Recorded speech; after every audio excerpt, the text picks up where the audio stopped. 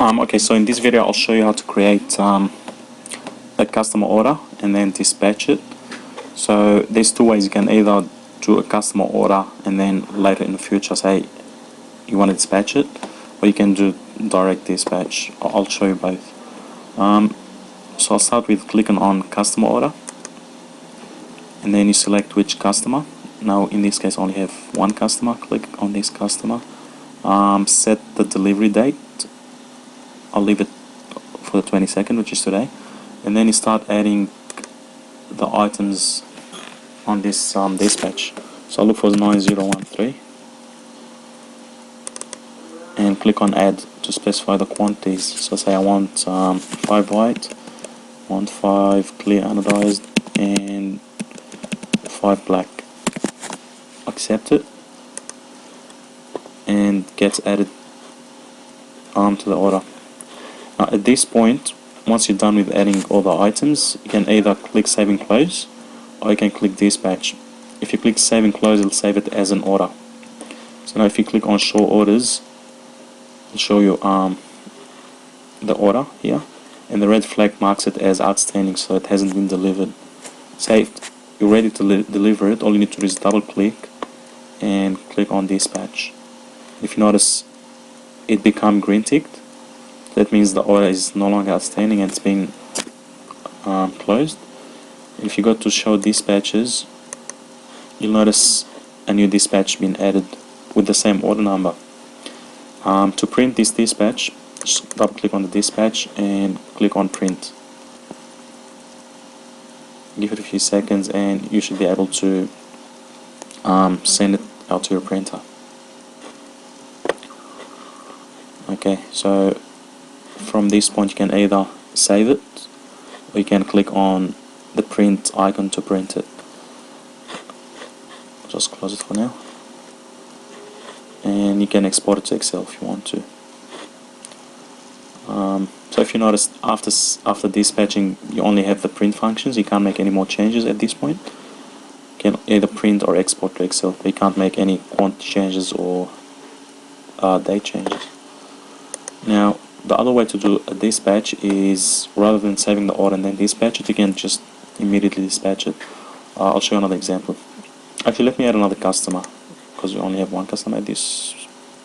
So click on customers, click on new, and I'll make this customer ABC, and make it ABC Aluminium.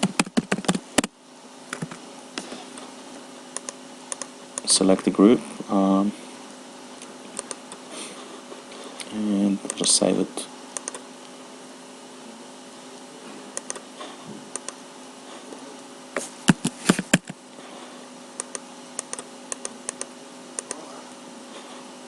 So now if you refresh your customers, you should have a new customer on your list. I'll go back to customer order, and I'll select the customer I just created. I'll make the date 23rd, and I'll add this item to 512, add it. I'll take 2 clear anodized, 2 brown, 2 prime rose, and 4 mil finish. Accept it, same thing. Now once you're done adding the rest of the items, you can just click on dispatch. So no order has been created. If you click on show dispatches, it's complete dispatch. If you go back to orders, again there's an order, it's complete. And to print it, same thing, just double click on the dispatch and click on print, and here's your docket, dispatch docket, which you should hand it to the driver. Okay, I'll exit out of this, and I'll take you through how to do requisition. Now just to explain it a little bit, so the way it works, if you look at any item, say we have an item, say 9013 mainframe, we've set the minimum stock level at 100, and we have 50 on hand, and we have 50 on purchase order, and these purchase orders are due on the 29th of September. Okay, so the system will go through each item checks the minimum stock level. In this case it's 100, so the minimum quantity is 100, and I have 50 on hand on the shelf, and I have 20 coming in 7 days. So that means, because I have minimum level of 100, I need 100 minus 50 minus 20, so I need to order 30 for the quantity to come up to its minimum stock level. So when you run the wizard, it will put 30 on the next purchase order. And the way to do it, you go to aluminium, do new requisition, and now this is essential to select a supplier. So I'll select B&O, and the way it works, on each item we've set multiple suppliers with a supplier code, so it only detects the items with an assigned supplier, which should match with the selected supplier. And so select the supplier and click on ordering wizard, and here you can select which groups you want to include and which colors, similar to when you're doing stock take. So I want to select black and milk for now. I usually select everything if you want to. I'll just select black and milk for this example, and click accept. And it says no item found by the wizard. Okay, that's fine. So I'll just include all colors, include sharp and bifold. Accept it. No items. Okay, it's probably because nothing against B&O. I'll select a different supplier. Select success. Run the wizard. Select sharp, all colors, and accept.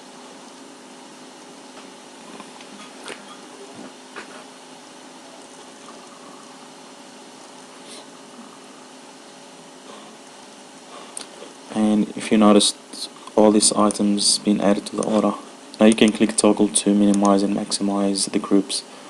If you look at this particular group, it shows you all the colors, the length, and the quantity ordered.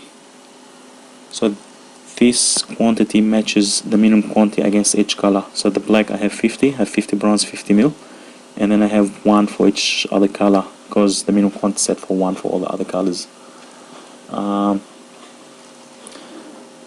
Okay, now once you're done with it, you can, of course, you can manually update the quantities, and then you can just save and close, and that becomes a requisition. So if you click on requisitions, you have a requisition for success for this amount with an order number.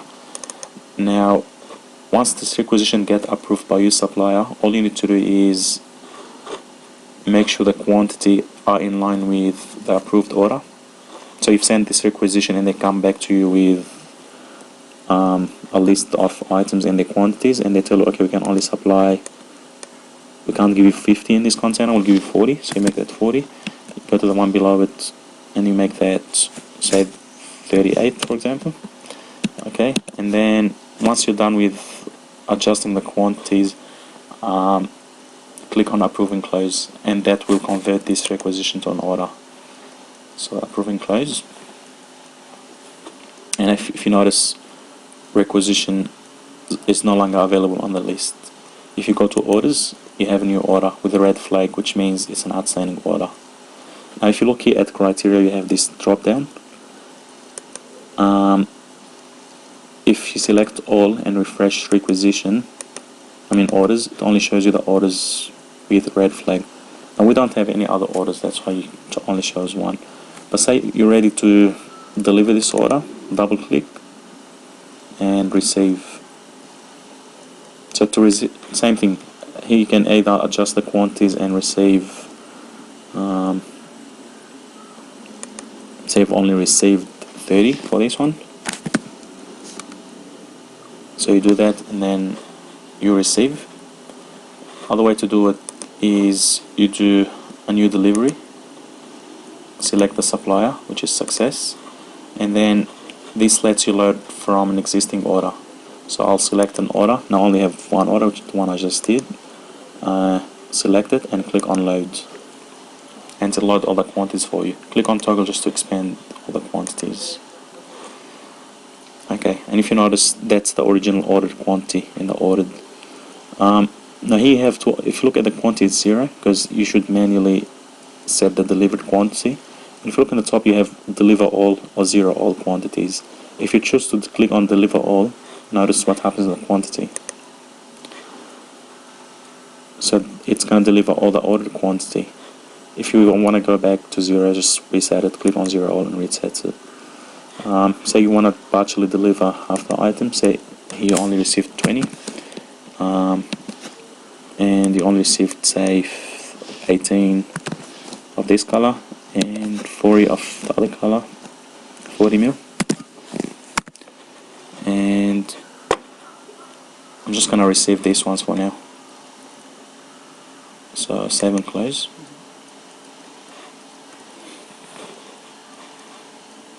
So what happens when you partially deliver? It doesn't close the order because you still have items outstanding on the order. So if you go to deliveries, supplier delivery, notice we have one delivery with the items we delivered. So all the other quantities are zero. We only have these ones 20, 18, and 40, and every other one is zero, which means still on back order. I'll close it, go back to the order, so I'll click on orders. I'll do a new delivery, and again select the same order, which is success, and select order, load it, click on toggle. And now if you look here, the original order quantity is 40, and that 20 which been delivered in the delivery just did 2 minutes ago, and here we have 1840. So now if you click on deliver all due, what's going to happen? It's going to minus the original order minus what's been delivered. So here we have 40 ordered, 20 been delivered in the previous order, so I have 20 due. Here I have 38 ordered, 18 delivered, 20 due. In the mill I have 50 ordered, 40 delivered, so I have 10 due. Same thing for every other color. Here I have one ordered, nothing delivered, so what's due is 1. Now you can do a partial delivery, so you can choose to make this 10, whatever the quantity is, till the full order is closed, and click save and close, and you'll have another delivery. And I guess that's it for today.